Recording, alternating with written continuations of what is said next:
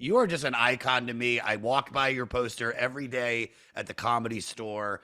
Anytime I perform there, I've always looked up to you as one of the coolest performers, and just like, the fact that you're on this podcast for this episode more than anything. It's like, well, one, I'm just excited to find out, like, how did you end up on this podcast talking about Simon and Garfunkel of all artists?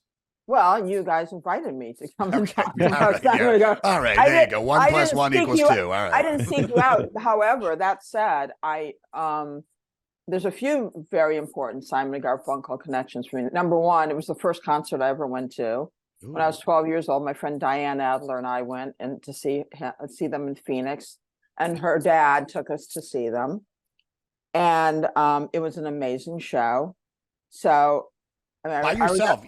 Wait, you went by yourself? Your parents were okay with that? Okay, no, I went with my friend Diane Adler, and her father, Harry Adler, took us. Oh, okay, I didn't hear the father part. Yeah. No, we did not go by ourselves. And it was an incredible night, and the first concert I ever went to. So needless to say, Simon and Garfunkel have been a huge backdrop to my life. And I'm just in the pocket of that time when they had so much impact. And I was just saying that when I was like 12 or 13, I used to write these little plays and record them into my recorder. But in the background on the record player would be Simon and Garfunkel's song, Old Friends from Bookends. And the little playlet was talking about two old friends talking about Robert and John Kennedy. So I wish I had it somewhere. I wish I could play it for you, but God knows where they've gone over the years. But they've always been huge. And then somehow in the 80s, I met them, and I ended up in the studio with them while they were recording something. And I don't even remember what they were recording or how I ended up in the studio with them, but they were really cool. I think they'd seen me in The King of Comedy and were fans. And somehow somebody introduced us, or we were in the same place at the same time, but we ended up hanging out, and that was really, very cool. And I run into them here and there over the years, although they're kind of separately at this point. Yeah. Sadly, I wish they'd never broken up, but I think that's hard for most, duos or bands to stay together. Unlike the Rolling Stones, who I think are the only ones who've stayed together all these years. So that's sort of just my off the top reflections on Simon and Garfunkel. Let's start at the first one. Let's talk about the concert first. Mm-hmm. All right. So was it a lot of negging? Was it like, please, please, please? Or was this like, because I remember the first concert my dad took me to, the first thing they took me to was Peter, Paul, and Mary. I've talked about it on the podcast, which I did not want to go to. I was forcibly taken 7 times to see them. Yeah, I know, right? It's how many times can you hear Puff the Magic Dragon? It did get better when I started bringing pot, and I would sneak away to this little corner of Wolf Trap and smoke. But I would beg my dad to take me to see Motley Crue or like Guns N' Roses, and there was no way. Now I know Motley Crue and Guns N' Roses are not Simon and Garfunkel. So how did that happen? And like, were you this huge fan and just obsessed with their music? Like I was with the 2 bands I mentioned, or like, tell me, my friend Diane Adler and I, we were like buddies from Hebrew school in Phoenix, Arizona. And we loved Simon and Garfunkel. And when we had sleepovers, we'd listen to them, we'd talk about them, we'd obsess about them. And I don't think it was any big sort of push to get her dad, Harry, to take us. He was more than happy. I'm sure he was a fan too. How could you not be a fan of Simon and Garfunkel? There was nothing offensive or intrusive about their music. It was just incredible poetry put to beautiful music with 2 of the most, melodic voices that just blended beautifully. So who wouldn't want to see them live? Yeah.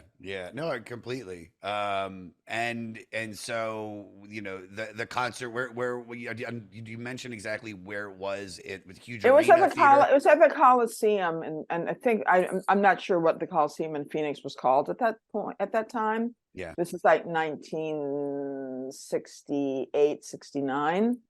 I think it was called the Coliseum, but I might be wrong. If you want to go into the weeds, you could look it up. But it was, I think where they played, the basketball team played, or, there were concerts and events, and that's where we saw them. And I remember the seats being pretty decent, you know.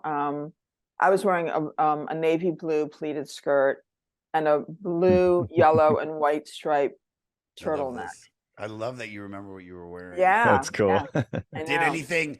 I'm a crier at concerts, and I could see myself being at a Simon and Garfunkel show. If they hit, I mean, were there a lot of the emotional songs on there that Yeah, we I know mean, and yeah. love? Well, well, whatever songs they had up until then. I mean, when did Bookends come out? I don't remember what year. Bookends came out in 1968, and I love the Okay, album well cover. then for sure that was that was probably the album they were touring with, because that Yes, would match up to that time.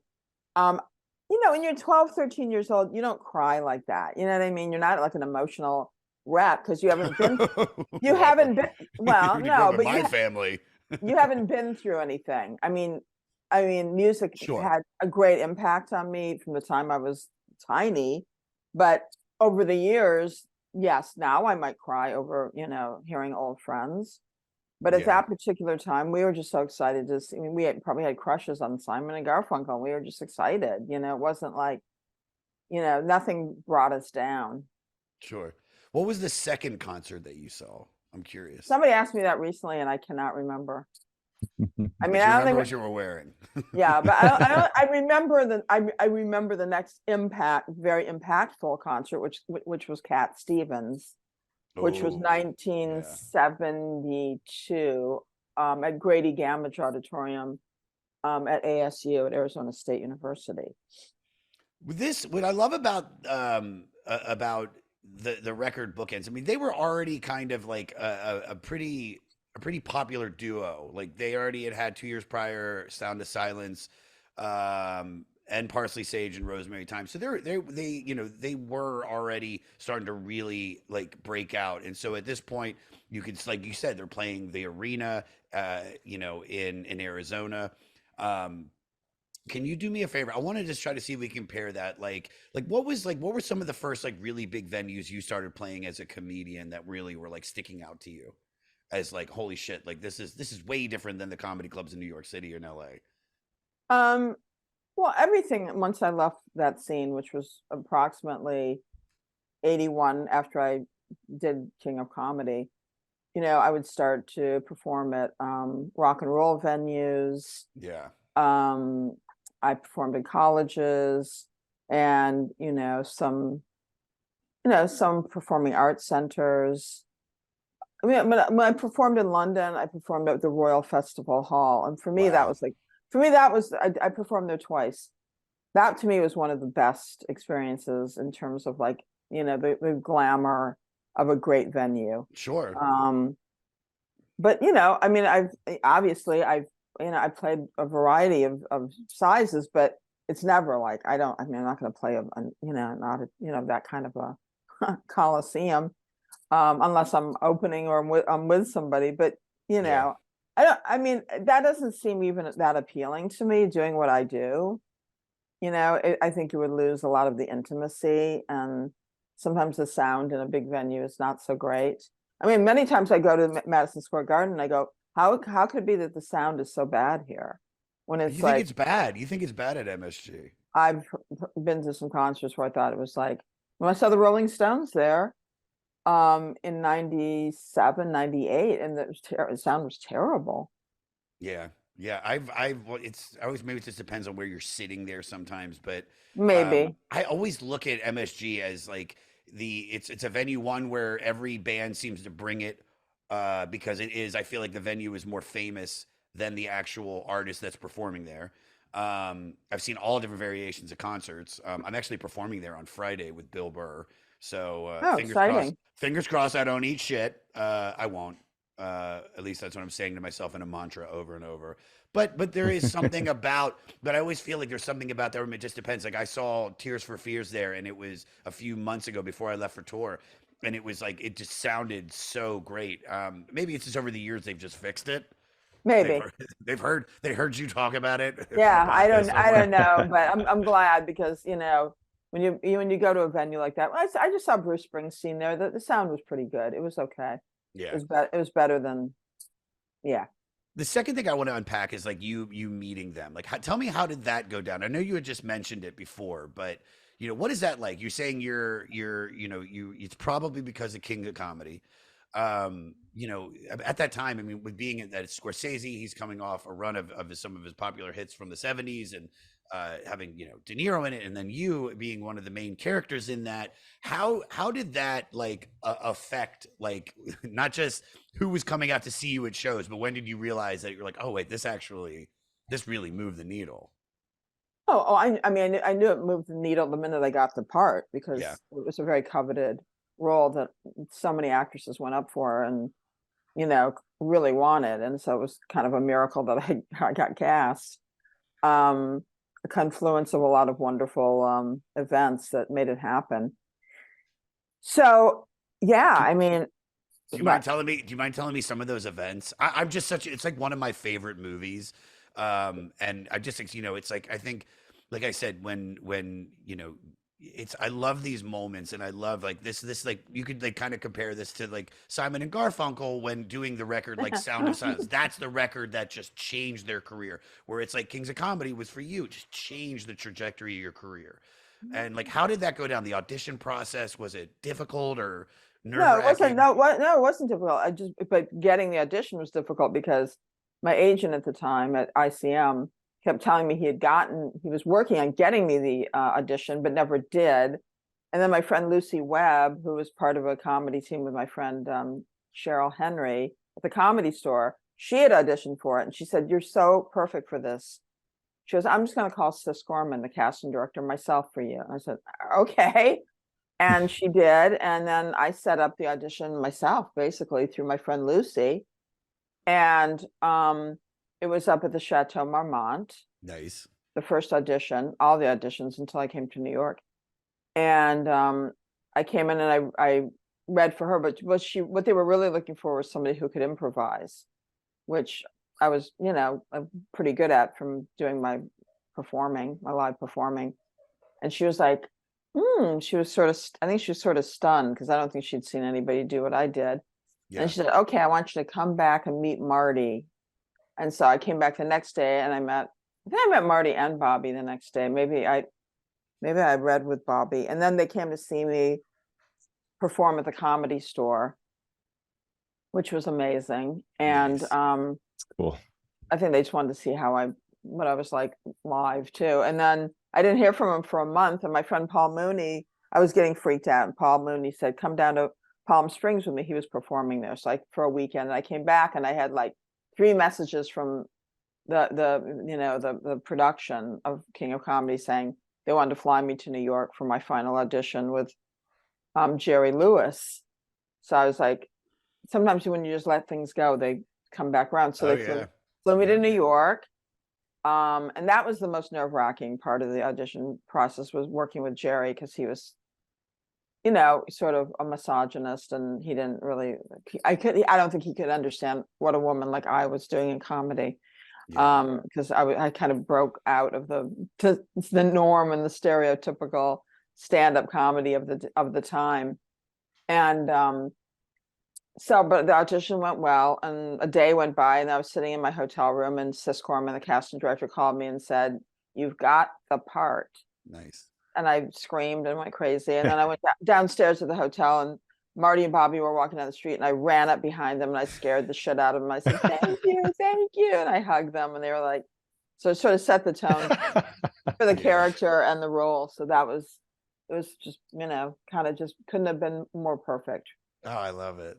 I love That's cool. that. It's such a great movie. You killed the role. So, yeah, just like bringing it back to Simon and Garfunkel, them killing Bookends. Let's talk about this record. Is this your favorite Simon and Garfunkel record, or would you have any others, or even, and I'll even throw this in there. You can even say Graceland, and I'd be okay with that, even though it's not a full Garfunkel Simon endeavor. I would say that the three albums we just discussed were in total my favorite of theirs. But Bookends certainly is like, yeah, I would say, yeah, but I love Parsley, Sage, Rosemary, and Thyme a lot too. Yeah. So between that and and Bookends. Those are, I'd say, my two favorite albums of theirs, and maybe right up there with some of my favorite albums of all times. Really? Like what would you say, like if you had to pick like your favorite record of all time, then where would you put Bookends in there? Would you put that in the top 5, top 10, top 20? I'd say top 10. Yeah. But I mean, I would have to sit down and really look at my list of favorite albums. Joni Mitchell Yeah. is probably my Yeah. number one. Laura Nyro, Stevie Nicks, Aretha Franklin, Tina Yes. Turner, Yeah. the Rolling Stones, There you go. Bruce Springsteen, just to name, and early Cat Stevens. But those are just a few. I mean, I wasn't prepared to give you my No. but Simon and Garfunkel are definitely in that, milieu. Question: would they be as popular if the band's name was Garfunkel and Simon? Probably not. It doesn't have the rhythmically. Yeah. It doesn't work. Simon Yeah. and Garfunkel Yeah. is the way it was meant to be. It's too Semitic. It's too Semitic then. It's like Garfunkel. It's not that. It's just that it doesn't have the rhythm to it. Yeah. This was actually, I think this is the second Simon and Garfunkel record we've done on the podcast. So for me, my mom had Bridge Over or Under Troubled Water. Over Troubled Water, yeah. And I used to listen to that song, like, and I, as a singer and a comedian, but first at that age, just being so fascinated with music, I used to listen to that over and over. So this is really only my second, I don't even know. Yeah, my second record of Simon and Garfunkel that I've listened to all the way through, and very fascinating. I want to give everybody, just so before we get into talking about some of the songs, this is the fourth studio record from Simon and Garfunkel, released April 1968. Like we mentioned before, they rose to fame 2 years prior with Sound of Silence and Parsley, Sage, and Rosemary and Thyme, and the soundtrack album for The Graduate. Bookends which is another, amazing. That's another one of those things where it's like, listen, Mike Nichols is a brilliant director. Dustin Hoffman killed the part. Everything about The Graduate was great. But would that movie be as popular as it was if it didn't have Mrs. Robinson, that soundtrack by Simon and Garfunkel? I mean, it's the perfect merging of music and film, which is like bringing up Scorsese again. He's another guy that always nails it. Something like Goodfellas is every song in Goodfellas, it's like it's made for that. No one ever will be able to use the piano outro from Layla again because he did it perfectly. And I think same thing. The chasing scene in The Graduate with the guitar. I mean, they just nailed it. And yeah, so the difference is for The Graduate, the music was done for the film. I mean, Scorsese always picks existing music, which is fine, but to sit and collaborate and not only make a brilliant film standing on its own, but then collaborate with the likes of Simon and Garfunkel and have this, soundtrack as if it was almost a musical as well as a theatrical film, a drama, a comedy. I mean, that was kind of unheard of, and that was it was a precursor to everybody who tries to do that now. And music is in everything, yeah. And some successfully, and some I think not. But that to me is like absolutely the pinnacle of that collaboration. Yeah. Oh, completely. And for the people that just don't know, Bookends is a concept record that explores a life journey from childhood to old age. Side one of the album marks successive stages in life, the theme serving as bookends to the life cycle. Side two largely consists of previously unreleased singles and unused material for the Graduate soundtrack. Simon's lyrics concern youth, disillusionment, relationships, old age, and morality, and a disc jockey and pioneer of FM rock radio, Pete I'm gonna fuck that name up, Jeremiah. So if you want to correct me, Fornatelli once said, "Bookends represents a once in a career convergence of musical, personal, and societal forces that place Simon and Garfunkel squarely at the center of the cultural zeitgeist of the '60s." And Rolling Stone credited the record with striking a chord among lonely adrift young adults near the end of the decade. Wow. I mean, those are pretty. And there again, I mean, look at the difference between music that was released then and now, it's like there was a context, and there were liner notes, and somebody great always wrote something that was, Nat Hentoff always wrote about jazz. There were people that, were also as well versed, being critics and writers in the music world as the actual songwriters, and there was that connection, and you just don't have that now. A couple of singles get dropped, and Mhm. in the world of Apple Music, and you're like, and you can't find the genesis of the artist or what motivated them. And also it's like a one-off, so there's no arc to the story. I mean, what a shame, what a loss for the Yeah. world of music. Yeah. There's something about Simon and Garfunkel where I feel, I'm curious if you do as well. I think they're iconic. Simon and Garfunkel is a name that you hear. It's as big as a name in music as someone like Bob Dylan, the Rolling Stones, and the Beatles. And despite them being in the same tier of popularity in the late '60s, nobody really kind of puts them up to that. Do you attribute that to the differences getting in the way of getting to that level? Or for some reason, because I just don't feel like they're on the same level as the Beatles, but they should be. And like, I'm just wondering what do you attribute that to? Well, I don't think they had the charisma or the sex appeal of the Stones or the Beatles or certain bands. They were more like intellectual, and I think that didn't resonate in the way that would make somebody superstars. It just made them more kind of culty superstars, but not the kind of thing where women are going to throw themselves at you. They didn't have that particular vibe. So I think that's sort of like, the differentiation between those two. But I think that musically, I think they're, and also, I mean, like the Beatles, I mean, they did a lot quickly. They're very, prolific, and then they separated and fell apart. And there was that sort of, you know, fight and disillusion, and I think that also leaves people like, well, there was a time and a place, and maybe it doesn't have the huge, you know, Yeah.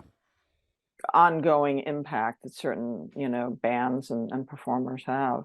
I mean, No, would there they was that have? tension between them, and oftentimes, superstars, especially duos, that tension creates great art a lot of times.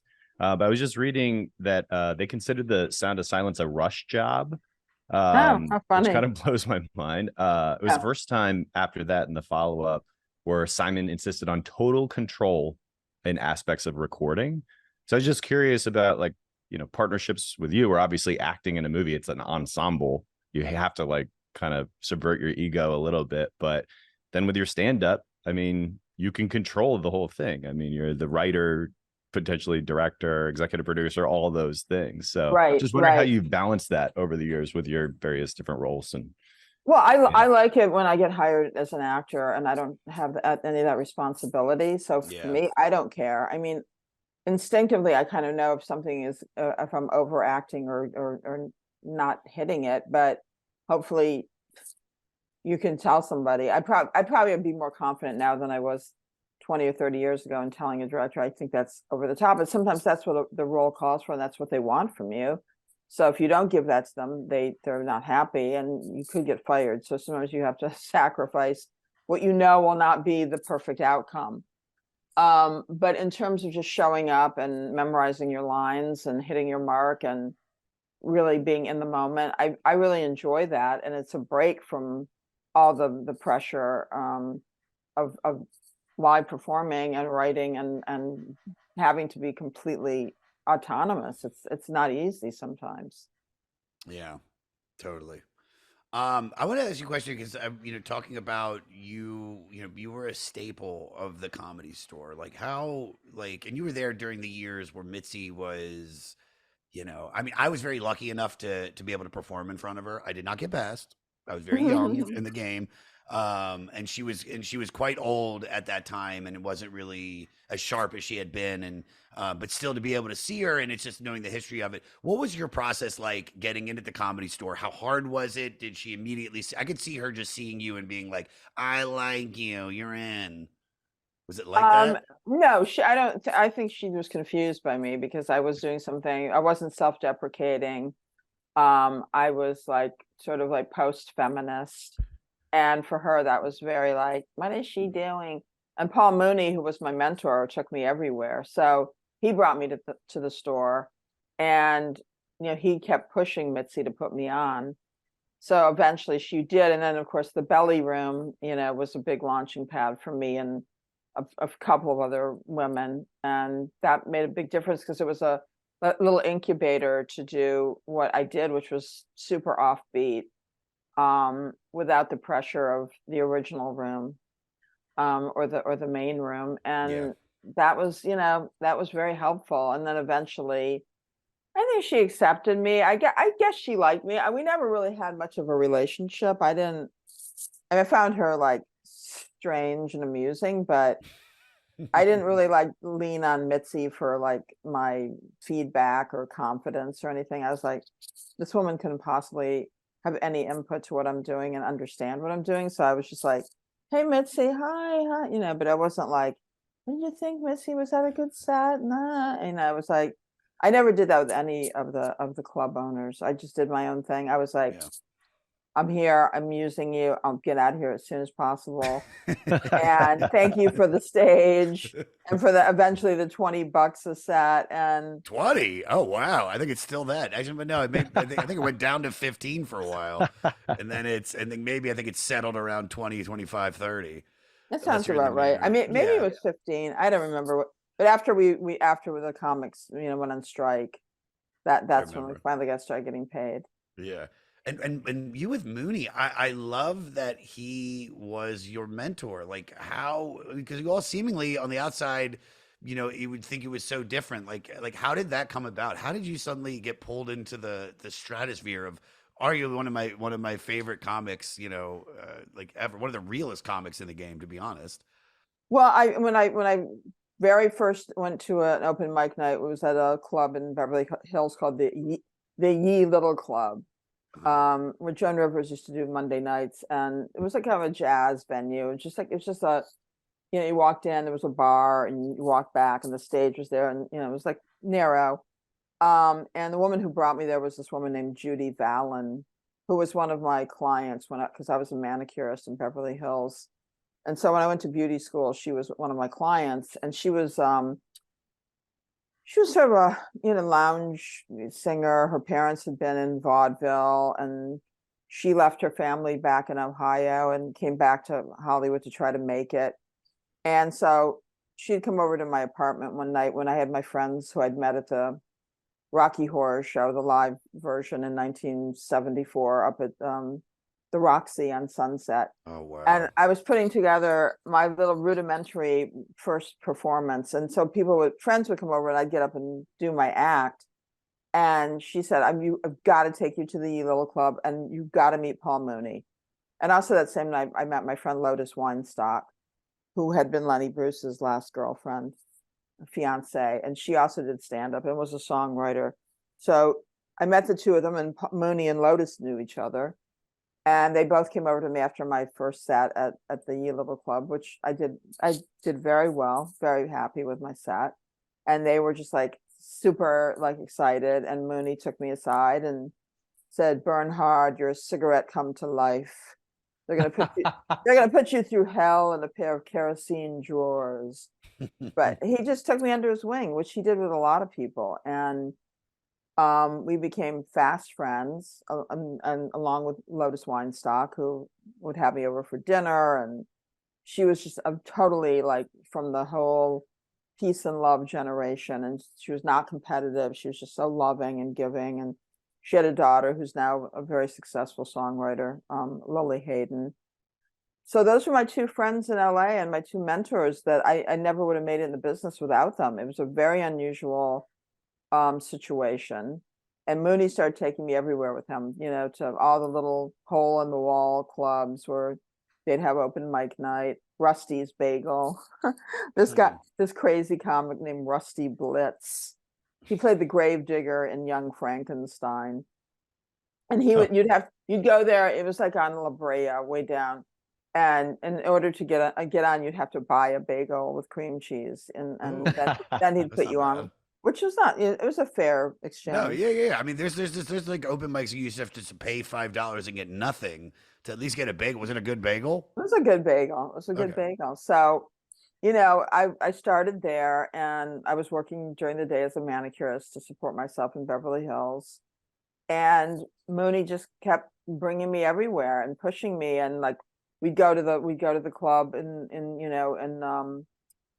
I forgot what it's called, it was the Black Club where it used to be. Now it's the post office. It was a fabulous club, and a woman, the hostess was named Cardilla de Milo.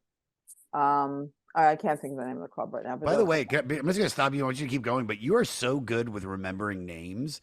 Like you remember first and last, and it's incredible. Only certain people, because I've committed certain people to memory, and they were such a huge part of my life.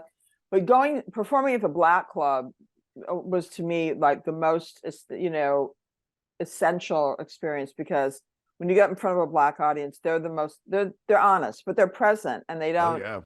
They're really there, and they really listen. And I would always kill at the Black Clubs, and I was like, these are my people. They understood me, and Mooney was there with me. So it was like the Parisian Room on La Brea. It was an amazing club. It was super cool, sophisticated.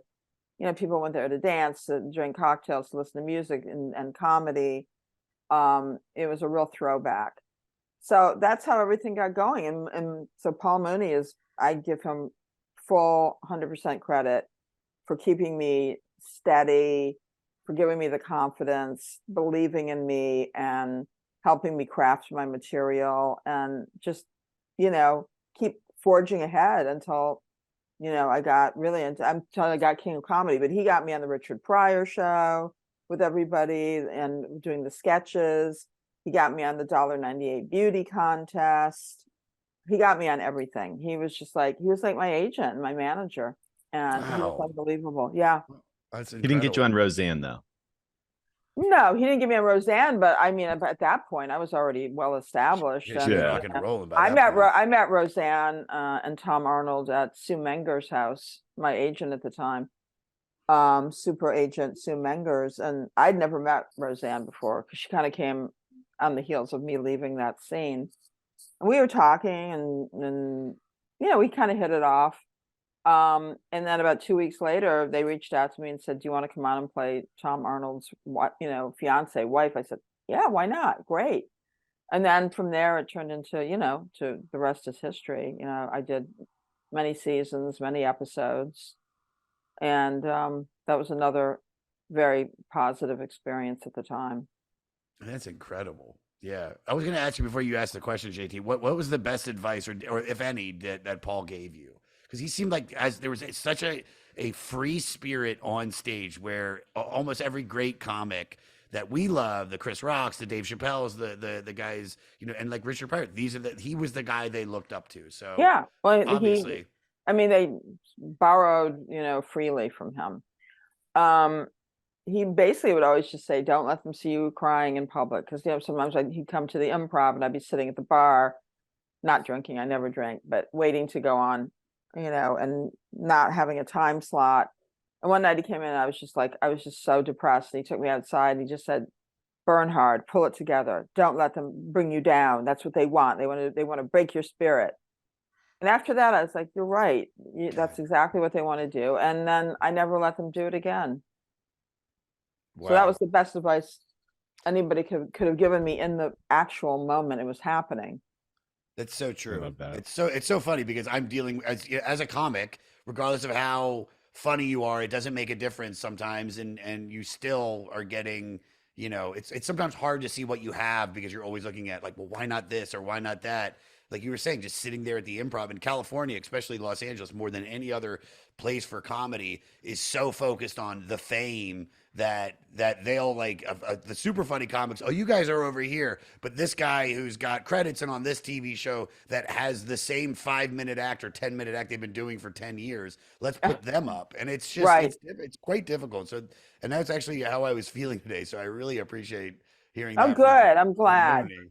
It's always nice when you can pass on sage advice from somebody who is as brilliant and caring as Mooney. I love it. I love it. All right, let's talk a little bit more about Paul Simon and Garfunkel, and we'll get you out of here. Who do you feel took the torch from them? Is there a modern day Paul Simon? Someone. It doesn't have to be a music duo or acting or it can be anything. Is there somebody that you think works well that just like Simon and Garfunkel? Well, I'm sure there is, but I mean, I think there's a lot of people, I mean, can I name them off the top of my head? No. But of course, these people have influenced generations and generations of musicians. So there is, I'm sure, a myriad of very talented singer-songwriters in that vein. Maybe But Father John Misty? I don't know. No, because he's not I don't nearly think as. I'm talking so. like, yeah, it's got to be. It doesn't. I'm talking somebody. These are. I I know mean, they're you're huge. talking Rock and Roll Hall of Fame, first ballot. No, Yeah. no, I so then to answer your question, I don't think there is. And I think it would be very, very difficult in this, environment to make a name for yourself in that way. There's just the music world is saturated. Streaming has destroyed it. I mean, that you Yeah. can't, like I said, I've already summed it up, so I'm not going to be redundant. The bottom line is it'll never be what it was in the 60s, 70s, and to a certain extent the 80s. I think really until music really, switched up to streaming and became so truncated, it's never going to be, it'll never be the same. I think you said it perfectly earlier. I mean, dude, Yeah. there's a different time where I mean, now everything in music and entertainment, truthfully, is about image. MTV was the beginning of that. Video killed the radio star, and Right. Right. where someone like Paul Simon, dude, Garfunkel is like, look, Paul Simon's adorable. You put some suction cups on him, put him on the on the window of a car, and he's a beanie baby.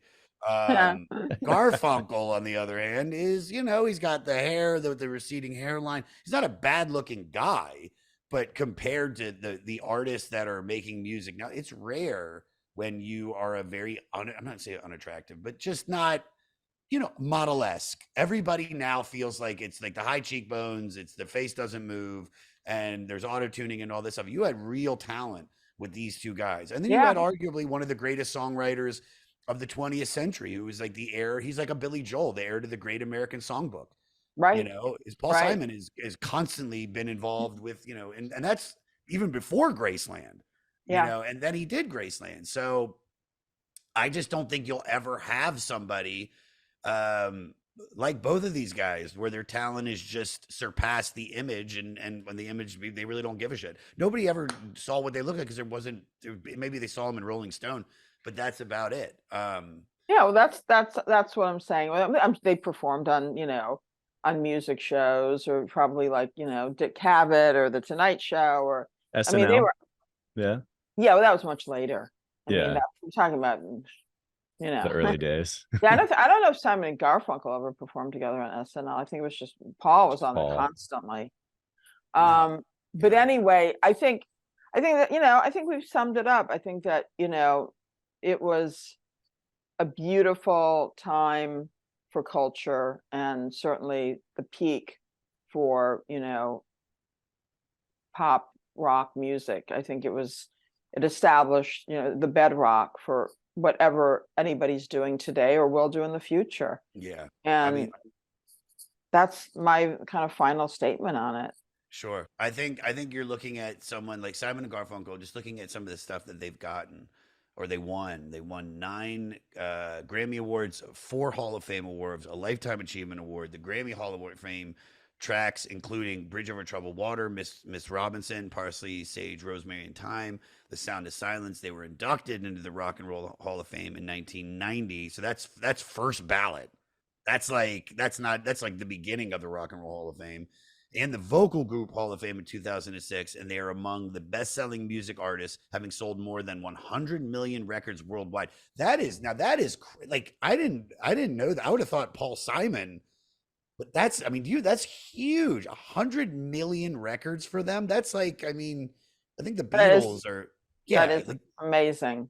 and the artists that they have influenced, and you could, I mean, not just even they're the people that were with them, like the Crosby, Stills, and Nash, and but Elliott Smith and Nick Drake, Jackson Brown, Billy Joel, James Taylor, Melissa Etheridge. Christ, I would say, and then contemporaries, like I said, probably they pushed the people like John Denver and Neil Diamond. I Yeah. don't know who's better, what two voices work so well together that, I don't know, like the Beach Boys, but there were like five of them. Yeah, I think they were really they were the pinnacle of harmony and poetry. So it'll never be like that again. Yeah, it won't.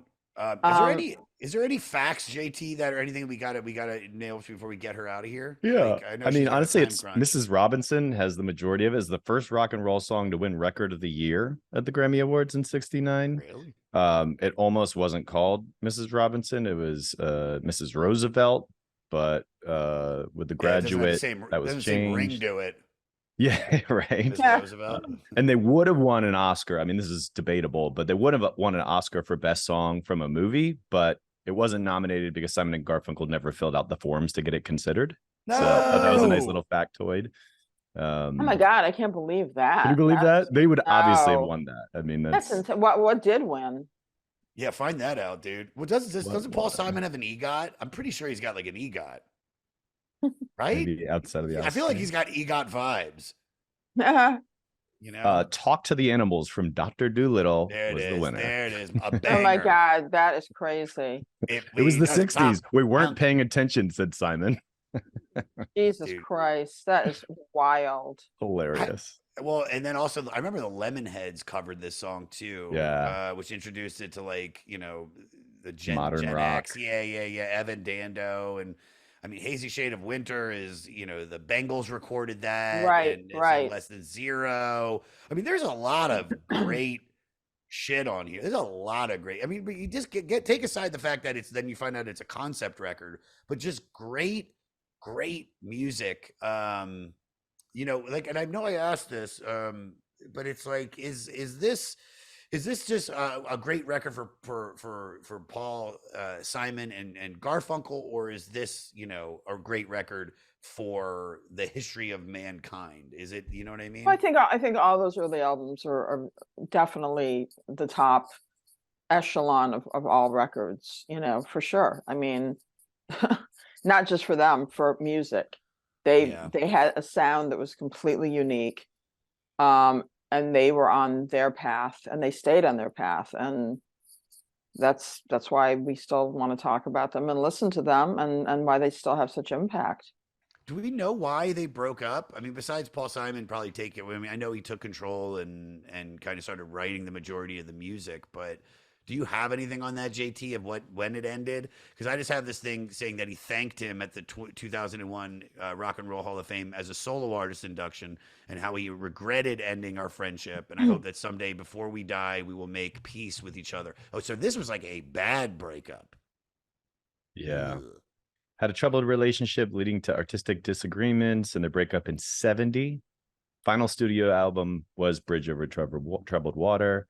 Released that January, became one of the world's best-selling albums. And following their split, Simon hit big on both the singles chart. I mean, he had his solo career at that point. Right. Yeah. Right. Yeah. That is, what a crazy, if they're literally they're really having there's troubled water. And they're having There was troubled water and they swam to shore. Yeah. I Two mean, different banks. It's just Exactly. it's such a bummer. It's such a bummer that, we have this whole thing with Paul Simon on the podcast, Sandra, where where we were, can I say it? I don't, we did research on Graceland for another record. It was a Los Lobos record. And there was a song on that record that they helped, that Paul Simon kind of didn't totally, they worked together on a song for Graceland that he did not credit them. And so we had started a very big, like F. Paul Simon thing on here. Now it's been changed throughout the years because the music, but it's like what we've read about him is that he is this very controlling, and that's, listen, to be successful, there are a lot of, you have to have those blinders on. Now, I'm not saying that he, is the reason that it ended, because I know that the ego from both of them is definitely contributing to it. But do you think that they had more in them, or do you think Paul was just that driving force? Like, did Garfunkel ever put out a solo record at all? Yeah, he did. He had he had one hit. It was a good song, and I can't remember what the name of it was, but if you look it up. Look that up. Did we figure it out? I didn't even know that Garfunkel. All I know is that Garfunkel is probably one of the Garfunkel and Oates are the two best sidekicks, but of all time. And if you can go at any Halloween costume as either one of them, there is a very good chance you will be in the top 5 of any Halloween contest. But I love it. Did you see the song? Did you figure it out, Garfunkel song? I have his album Breakaway was released in 1975. Okay, there was a single from that album, and then we'll wrap it up on that note. Yeah. They reunited. Okay, well, don't worry about why we reunited. Tell me what the hit was. So Art Garfunkel's album Breakaway is the second solo album by Art Garfunkel. So we can find the first one. Put his top solo. Just type in just go into Spotify and type in Garfunkel. It's coming up. Here, I'll do this. Angel right now. Claire. No. Solo studio album by Art. I want the song, not the album. I got it. Bright Traveling Eyes. Boy. Bright Eyes. No. It's Bright Eyes. Art Garfunkel. It's not Bright Eyes? No. Ein Zug, Flarfen, Dirk. This is all on here. I'm looking up Garfunkel.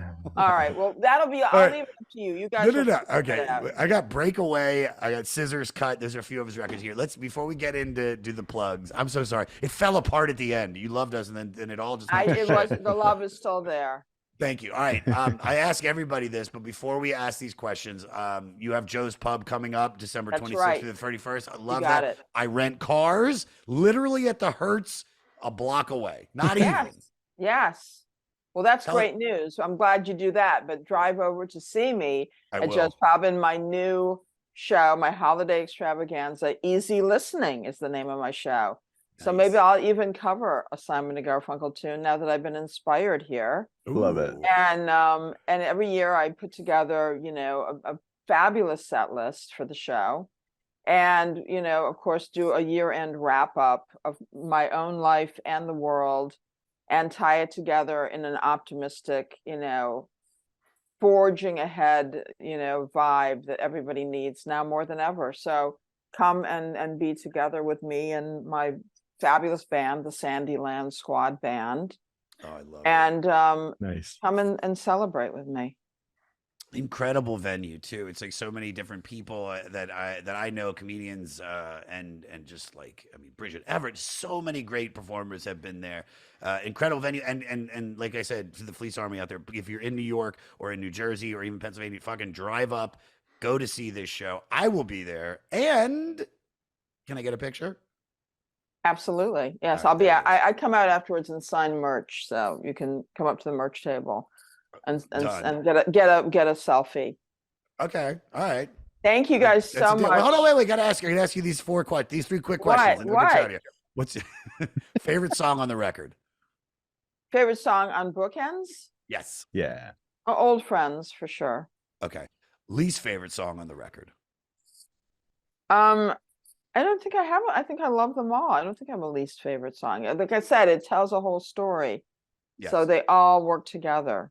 Okay. in concert. I ask everybody this next question. Can you fuck to this record? No, No. this is not a sexy album. It's just an emotional album. And then final question. What's your elevator pitch to get someone to listen to this record? Oh, it'll just take you on some sort of a fabulous, like, little, journey around, to me, New York City. It kind of encapsulates the feeling of walking through Central Park in the fall, and the leaves are kind of just, turning and blowing around you, and you're connected to life, and that right now is so essential. Yeah, I agree with exactly what you said. I listened to this record walking around New York City since I've gotten back, and I mean, it definitely adds a vibe, and I just can't thank you enough for coming on. I mean, this was so Thank great you for on having me. so many levels. I will see you between December 26th and the 30th, most likely the 26th, maybe 27th, but I will be there. And son, thank you so much for coming on, Dawn. Thank you guys.